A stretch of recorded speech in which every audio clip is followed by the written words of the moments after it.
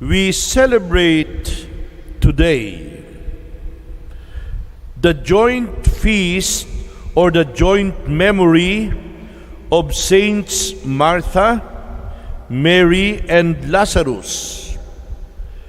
This memorial was expanded in 2020 by Pope Francis to include the entire household at Bethany, the family of Martha, Mary, and Lazarus. My dear brothers and friends, my dear sisters and people of God, blessed are they who receive Christ in their homes. This is the theme of the homily that I'd like to share with you today. Blessed are those who receive Christ in their homes. Martha, Mary, and Lazarus did. Jesus loved Martha and Mary and Lazarus. This unique statement in the Gospel of John tells us of the special relationship that the Lord had with Martha and her siblings. Apparently, Jesus was a frequent guest, a frequent visitor at Martha's home in Bethany. And Bethany is a small village, some 2 miles from Jerusalem. Many of us find it easy to identify ourselves with Martha in the story of Luke that we read in the Gospel today. Martha welcomes Jesus and his disciples into her home, and Martha immediately goes to work in order to serve them. Hospitality is paramount in the Middle East, like in the Philippines, and Martha believed in the importance of hospitality. Imagine the frustration of Martha when her sister Mary ignores the rule of hospitality, and Martha's work in order to sit and listen to Jesus. Instead of speaking to her sister, Martha asked for the intercession of Jesus. Martha asked the Lord to please tell her sister to help her in the kitchen. But the response of Jesus is actually not unkind. The response of Jesus gives us an idea of the Lord's affection for Martha. He observes that Martha is worried about many things that distract her from really being present to the Lord.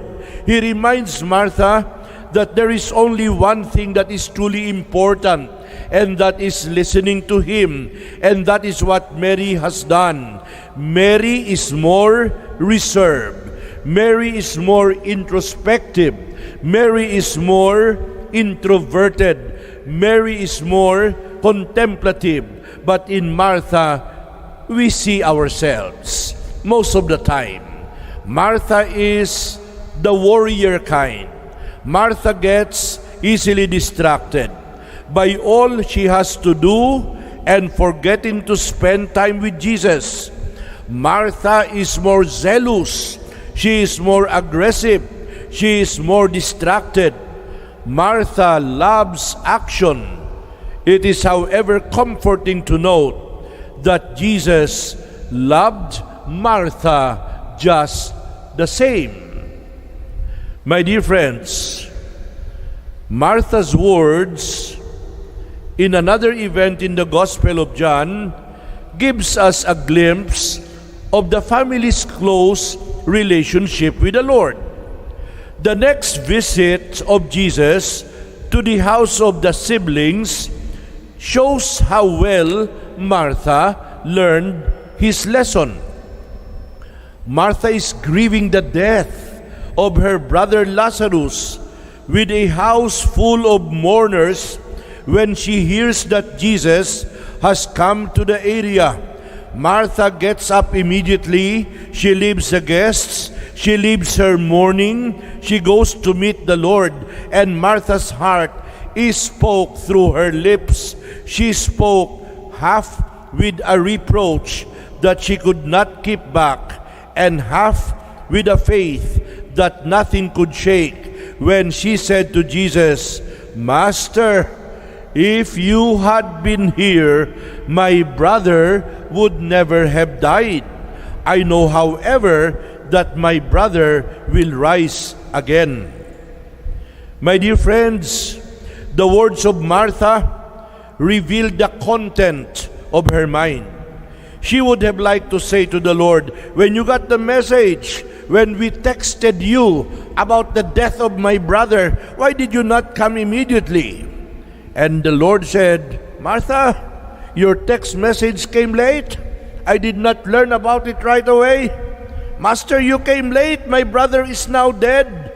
But Jesus told Martha, "Martha, your brother will rise again." And Martha said, "I know he will rise again in the resurrection on the last day."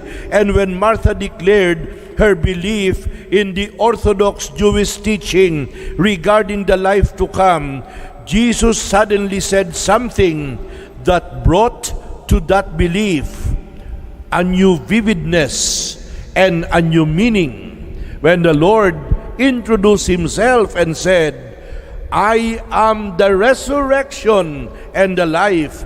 He who lives and believes in me will never die." Beautiful conversation between the Lord and Martha. Her conversation with Jesus shows her faith and courage. In this dialogue, Martha states clearly without doubt that she believes in the power of Jesus. She believes in the resurrection most of all, that Jesus is the Son of God. And Jesus tells Martha that He is the resurrection and the life, and then goes on to raise her brother from the dead. My dear brothers and sisters, a short homily will not fully capture the beautiful life of the siblings. It is probably enough to say at this point, in conclusion, that we can learn many lessons from the siblings. From Martha, we can learn the rule of hospitality. And from Mary, we can learn the lesson about listening to the Lord. At the end of the gospel today, the Lord complimented Mary and said that Mary has chosen the better part. My dear friends, every day, with the celebration of the Mass that has been online since more than a year ago, many of you, my dear people of God, could not personally come to church for a face-to-face attendance in the celebration of the Eucharist. But it is the Lord who visits your house. The Lord comes to visit your house every day. And blessed are you, because you and your family receive Christ in your homes every day. And finally, I'd like to say something to the warriors among us, because there are some people who worry a lot. We cannot blame them for one reason or another. Their worries are valid, especially because of the pandemic, especially because of the weather, especially because of an uncertain future. We tend to worry a lot, and some people worry more than the others. Many years ago, In my doctor's clinic in Cebu, when I was still there, I was in Cebu for 32 years at the University of San Carlos before I came to Manila to Christ the King. I saw a poster on the wall of my doctor's clinic. And the poster has a very instructive text that I have memorized over the years. The title of the text is, Why Worry? Why worry? It says, let me recall from memory. Why worry? There are only two things to worry about. Either you are well or you are sick. If you are well, there is nothing to worry about. But if you are sick, there are two things to worry about. Either you will get well or you will not get well. If you get well, there is nothing to worry about. But if you do not get well, there are two things to worry about. Either you will live or you will die. If you live, there's nothing to worry about. But if you die, there are two things to worry about. Either you will go to heaven or you will go to hell. If you go to heaven, nothing to worry about. But if you go to hell, well, you have no more time to worry, because you will be excited to see many of your friends in the same company. So don't worry. God is in control. God knows our future. Let us learn to be more listening disciples of the Lord. Like Mary in the Gospel, whom the Lord complimented as having chosen the better part. But these two sisters, Martha and Mary, they give us a picture of two important activities in our life. Martha represents work. Mary represents prayer. Martha represents action. Mary represents contemplation. Which is more important? Work or prayer?